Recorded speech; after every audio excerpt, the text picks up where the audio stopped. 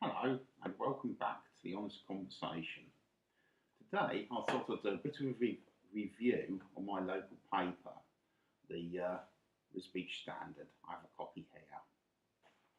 There's several interesting bits in this paper. We'll start off with an affray incident where the headline is "Man with knife and gun is under arrest." However, when you read the report, it actually says a revolver handgun was recovered and has been checked. It is not an active firearm, added the police spokesman. Well, if it's not an active firearm, it's not a gun, is it? You know, it's not illegal. But I suppose that's down to the editors of the paper or the person writing it. One of the female prison officers at the March high security prison has been arrested because she's fallen in love with one of the prisoners, and this is why there shouldn't be any female prison officers, because they're quite simply more likely than male prison officers to become infatuated with these prisoners. Hayley Youngman of West Fen Road, Ely, basically smuggled phones and drugs into the prison, and the prison authorities only found out when some of the other prisoners complained. Anyway, Hayley Youngman hasn't gone to prison herself, which is a bit of a pity because she should have been sentenced to, say, 5 years herself. And unfortunately, she only got 300 hours of unpaid community work, which isn't really much of a punishment, is it? Basically, she got training about this, and because she became infatuated with one of the prisoners, all the training went straight out the window, and she basically did whatever he said. So that's a perfect reason why women should not be prison officers. Our next story is quite interesting. Fen District Council are to charge for the brown bins while they collect garden waste and food rubbish. They're going to charge £40 a year for emptying the brown bins, and if you don't pay the £40 a year, you don't get your brown bin emptied, and in fact they'll actually take the brown bin away. However, they do need about 45% of households to use this new service, or the £40 a year will go up in the following years. So if only 30% of households use it, then costs are going to rocket next year and in the following years. So it's a very bad idea by Fen District Council, but then if you look at the ability of some of the councillors, it's hardly surprising, is it?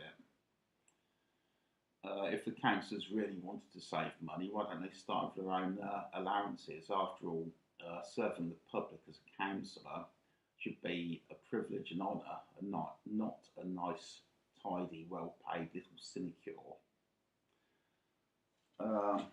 Another interesting article is about the county council narrowly voting to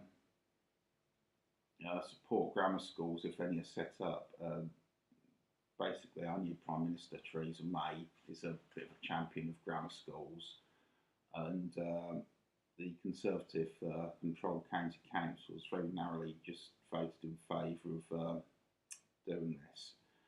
I want to pick up on something three of the councillors said. We'll start with Councillor Jocelyn Scott, who said, and this is a quote: "The 11 plus system doesn't actually find the children who are the best, it finds the children who are actually able to do well in the 11 plus. Yes, it finds the best academically, that's what the 11 plus tests for." So Jocelyn Scott is clearly not particularly academically able herself, otherwise she wouldn't have come out with a contradictory remark. Next we have Councillor Paul Bullen, who says, "Schools should cater for the hopes, desires and abilities of all children." Well, yeah, they should account for their abilities of all children, But should they really be interested in the hopes and desires of children? Of course not. 20% of school leavers leave school after 11 years of state education, still being functionally illiterate. And Councillor Paul Bullen thinks the children's hopes and desires should be taken into account. The man's a clown. Councillor Ian Manning said, keeping children of high ability with those less able actually helps the lower achievers to improve, but did not hold the higher achievers back. Well, actually, Ian Manning, that's not true, is it? Having mixed ability classes does hold the high achievers back and does nothing to help the low achievers or those less academically able. The idea of grammar schools, and this is where all three of these councillors go wrong, is that you separate the most able academically and you, basically hothouse them and put them into a pressurised academic environment and just see how far they get. Now, clearly, this is a step in the right direction because it's better than comprehensive schools. I mean, let's face it, the Thomas Clarkson Academy School is really bad, isn't it? In terms of the results they get with 20% of school leavers being functionally illiterate. So, grammar schools, well, it's a small step in the right direction. Of course, education would be much better if the government had nothing to do with it.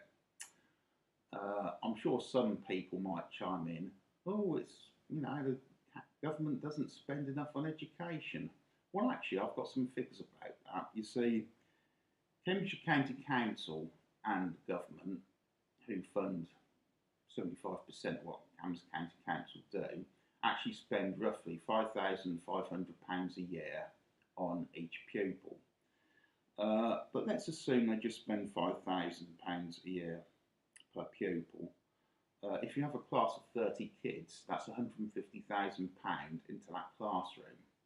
Well, let's suppose they spend some of it on 1.5 teachers, which will cost £60,000. You can value a teacher at costing roughly £40,000 a year, yeah? They spend £10,000 a year on the room. They spend £10,000 a year on books. And you buy an awful lot of books at £10,000, believe me. And they spend £10,000 a year on equipment. So that adds up to £90,000 actually going into the classroom. But I actually get £150,000 from the government. So where does the extra £60,000 a year go? Well, if you go into the reception at the Thomas Clarkson Academy School, they've got a large TV on the wall. It must have cost, £300 or £400 to put it up there and buy the TV, but it doesn't do anything useful. It just says, welcome to the school.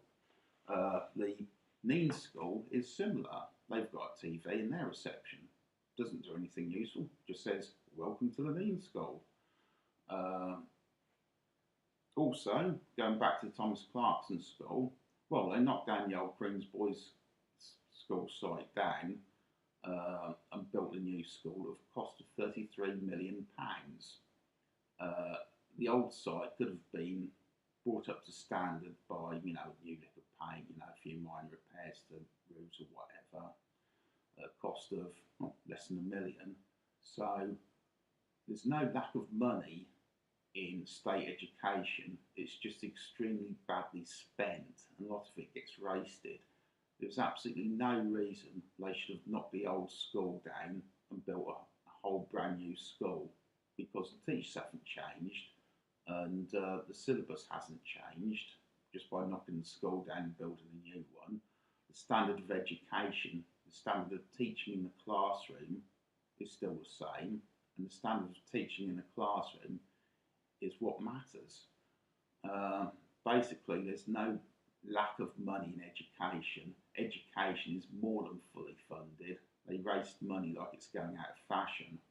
And what do us taxpayers get for that?